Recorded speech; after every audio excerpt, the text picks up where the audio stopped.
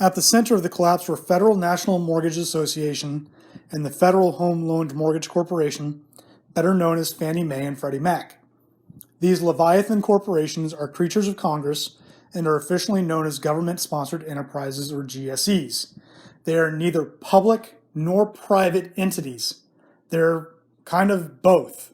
They're quasi-governmental, quasi-private. They have a foot in both worlds. What do? Fannie and Freddie do not extend any mortgage loans to homebuyers. They buy loans from banks on what is called the secondary market. In other words, after a bank offers a home loan to a consumer, it can sell that loan to Fannie or Freddie. From that moment on, the loan is no longer on the books of the originating bank, and Fannie or Freddie becomes responsible for it, both receiving the stream of monthly payments it represents and bearing the risk associated with the possibility that the homeowner could default. Fannie and Freddie might hold these mortgages in their own portfolios, but they often would bundle them into mortgage-backed securities for sale to investors. So what does this mean? Just as we discussed in the last recording, the originating bank is going to extend a home loan to somebody who wants to buy a house. Once that transaction is completed, the originating bank is going to send that home loan over to Fannie Mae or Freddie Mac. They're going to buy that home loan. That means they're going to buy the principal and the interest that is going to accrue off of that home loan for whatever that loan period is. Now, Fannie Mae and Freddie Mac, they could hold on to these home loans in their own portfolios. So they could see that home loan through to the end of its term. Again, whether it's a 15-year mortgage or a 30-year mortgage. But rather than hanging on to a loan for 30 years, what they would rather do is have money up front that they could use for something else, and so that they then would sell these as mortgage-backed securities to investors who were looking for what they believed was a safe investment. Meanwhile, the originating bank, having divested itself of this mortgage by selling to Fannie or Freddie, now has the funds to go back into the mortgage market and extend another loan to a new consumer. The whole process spurs more mortgage lending than would otherwise have taken place, making it easier for people to buy homes. This is an artificial distortion of the market. It's very important that you understand this.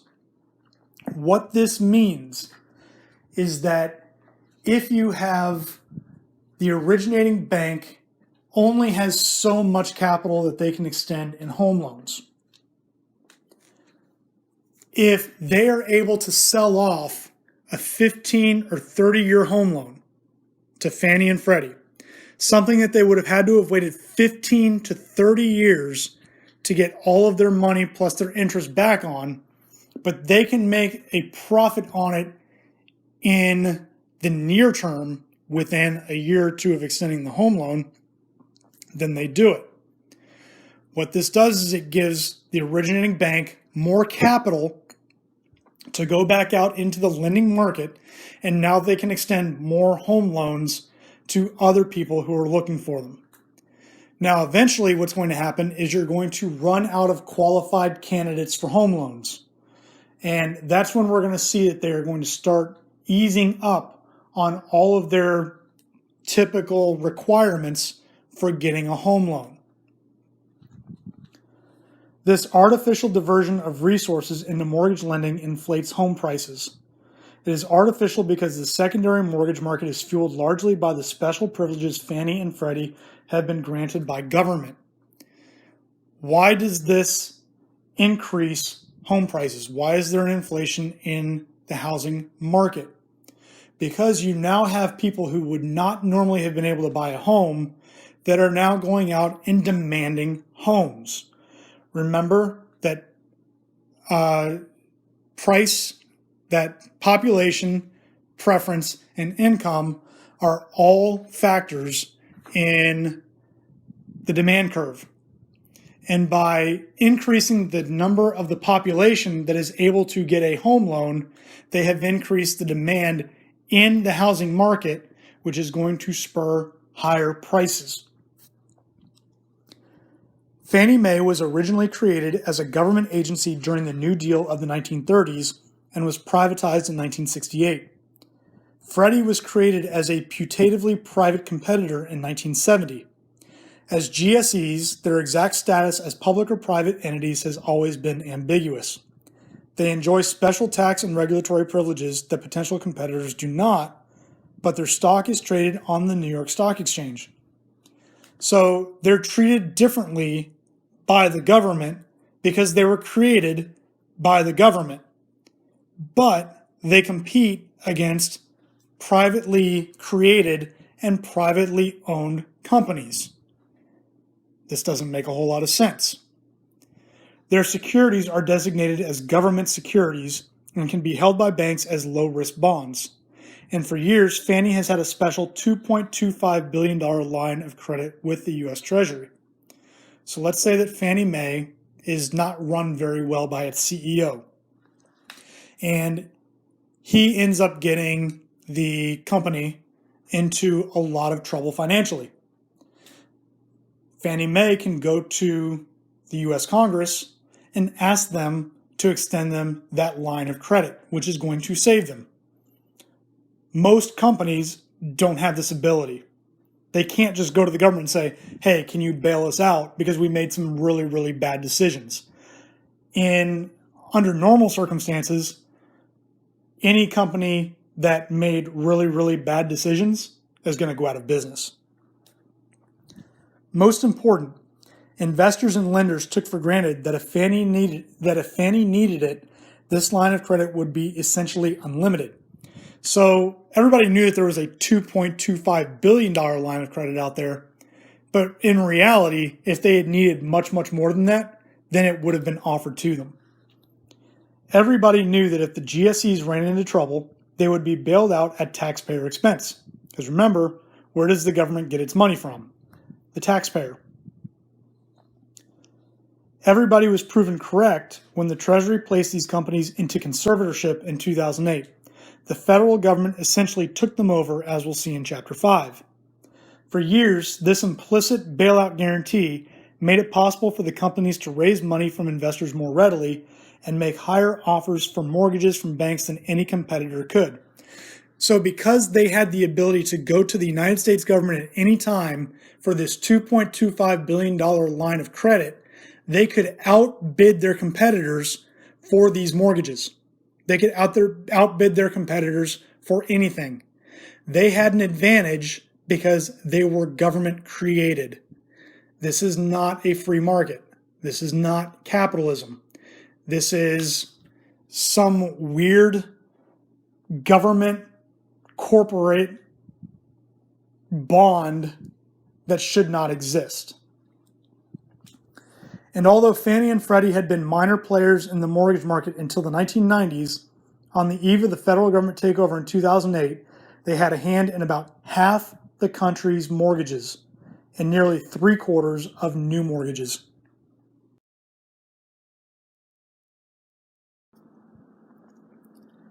Fannie was also deeply involved in the politically instigated move to lower lending requirements in the name of helping disadvantaged groups.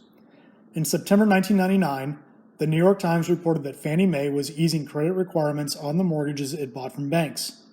The initiative, the Times said, would encourage banks to extend home mortgages to individuals whose credit is generally not good enough to qualify for conventional loans. Now remember, one of the reasons that banks had these requirements was to protect themselves from people who might default on their home loans. So they had instituted the 20% down rule.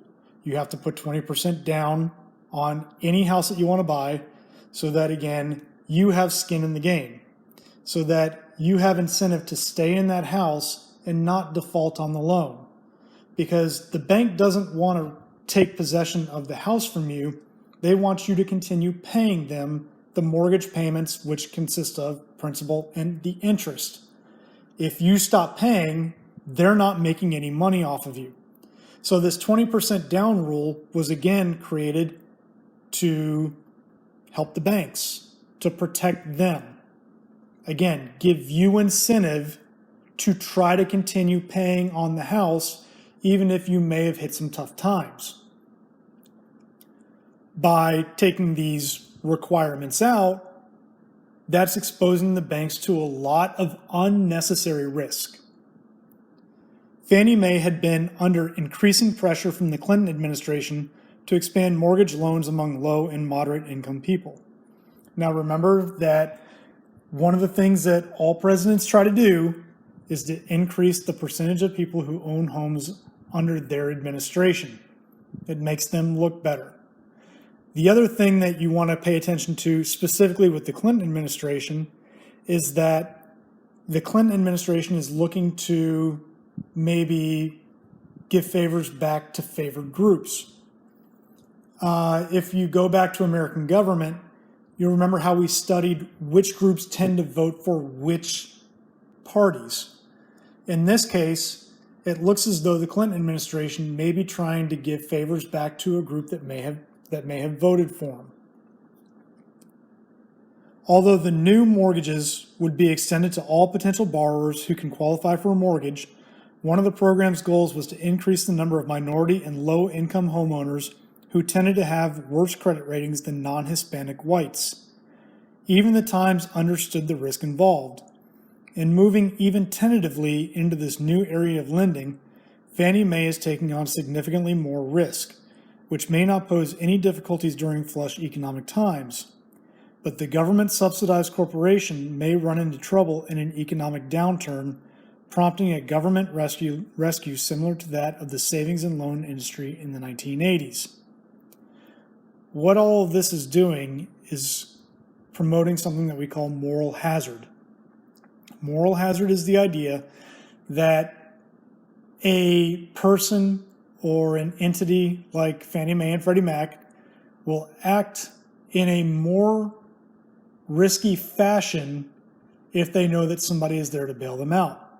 So I go back to this $2.25 billion line of credit that Fannie Mae and Freddie Mac knew that they had from the government at any time that they wanted. They can go out and promote riskier decisions because they know they will be saved if it's needed. The problem is that the banks don't have that guarantee as well, but they're getting more and more pressure from Fannie Mae and Freddie Mac, as well as other politicians, to begin extending loans to people who would not normally qualify for them. Going back into the reading, Fannie and Freddie, meanwhile, continue to build up ever riskier obligations. Congressional Republicans, in turn, called for greater regulation and oversight of Fannie and Freddie. Congressional Democrats balked, claiming that concerns about the mortgage giants were really just a concealed Republican attack on affordable housing itself. More cynical observers suspected a different reason for Democratic reluctance to scrutinize Fannie.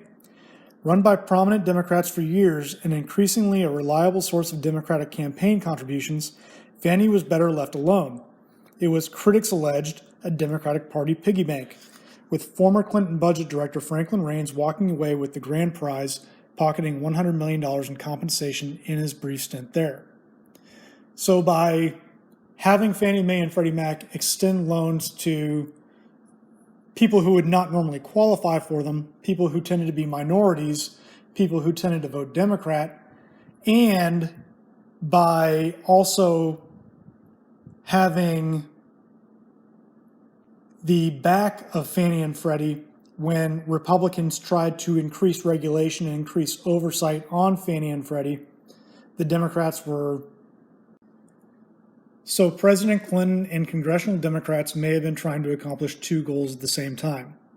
One, to reward groups that had voted Democrat in previous elections, typically groups that are minorities, and to try and protect Fannie Mae and Freddie Mac from Republicans who wanted greater oversight and greater regulation on those two entities in order to ensure that campaign contributions that they were receiving from employees at Fannie Mae and Freddie Mac would continue on in the future. Short of simply abolishing Fannie and Freddie and allowing mortgage lending to take place on a rational, non-politicized basis, greater oversight was certainly desirable, since the public, as it turns out, was on the hook for the company's losses. This was no purely private corporation that would have to bear the full brunt of its losses should it take on unnecessary risk. But it wasn't to be. According to the New York Times, congressional Democrats feared that tighter regulation of the companies could sharply reduce their commitment to financing low-income and affordable housing. Speaking in September 2003, Democratic Congressman Barney Frank of Massachusetts declared that Fannie and Freddie were not facing any kind of financial crisis. The more people exaggerate these problems, the more pressure there is on these companies, the less we will see in terms of affordable housing. Congressman Ron Paul of Texas, on the other hand, in testimony before the House Financial Services Committee on September 10, 2003, note the date, again September 10, 2003, 3 years before the crash, warned of the destructive consequences for the U.S. economy that Fannie and Freddie would have. The special privileges granted to Fannie and Freddie have distorted the housing market by allowing them to attract capital they could not attract under pure market conditions. As a result, capital is diverted from its most productive use into housing. This reduces the efficacy of the entire market and thus reduces the standard of living of all Americans.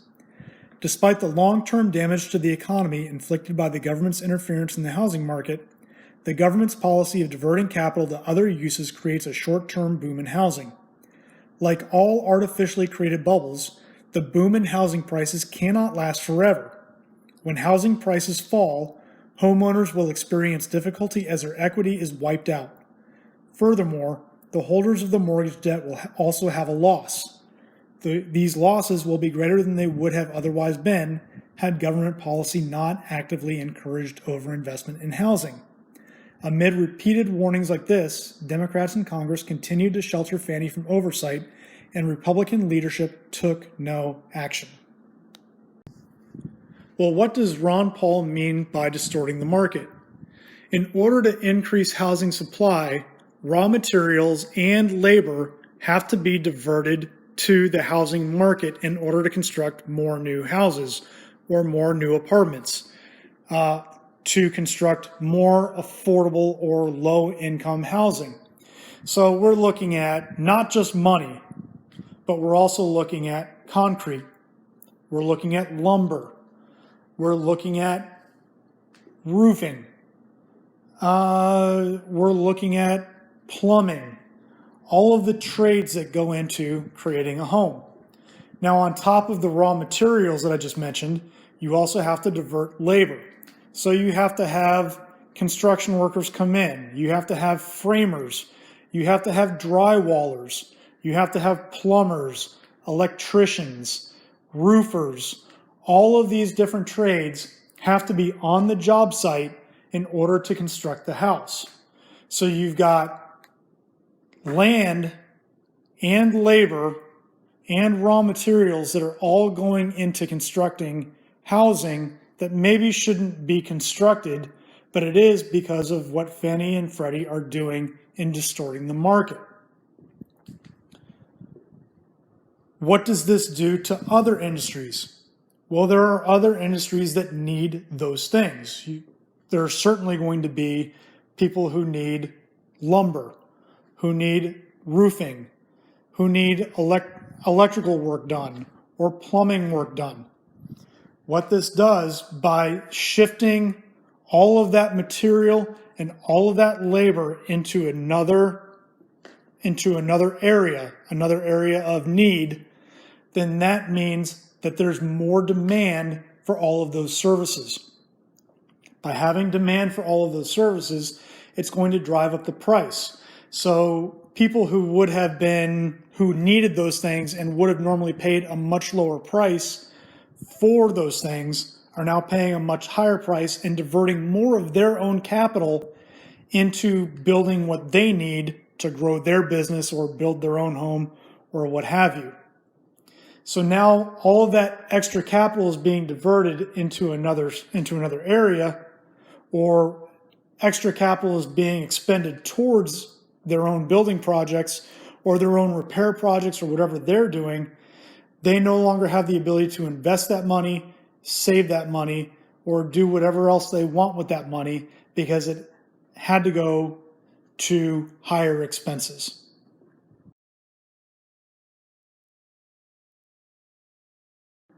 So where was President Bush in all of this? Because the housing crash does take place under his watch. Well, in 2003, he signed the American Dream Down Payment Act.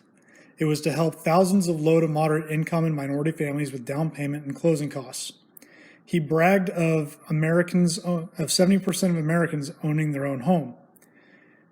Why would he say all this? Why would he do all of this?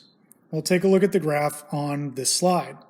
It shows you the percentage of Hispanics in the American population, and you can see that in 1976, Hispanics were just 1% of the American population.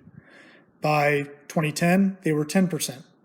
Recently, they surpassed African Americans as being the largest minority group within the United States. They currently make up somewhere in the 15% range of Americans, and they're only growing. The second graph shows you how they tend to vote. Now, in 1976, they were voting 80-20 Democrat. Republicans were able to close that gap in 2000 and 2004. Those were George Bush's years. One of the reasons why they were able to do so, simply because George W. Bush spoke Spanish and he was able to reach out to those groups. So they tended to vote a little bit more for him. Notice that they still didn't vote as a majority for George W. Bush, but they closed the gap significantly on Democrats. Then in 2008 and 2012, the percentages went back to where they had historically been. Republicans understand that if they don't attract Hispanic voters, then demographics are going to work against them in the future. Texas is becoming pretty heavily Hispanic. So are New Mexico, Arizona, California, Florida, even places like Colorado. Colorado used to vote Republican. Now it's voting Democrat. A large part of that is because of Hispanic voters in that state. So both parties are doing everything they can to attract minority voters, specifically Hispanics, by instituting these home loan programs to try and get more Hispanics or more blacks or more Native Americans or even more Asians into their own homes. They're trying to reach out to these groups to get them to vote for them.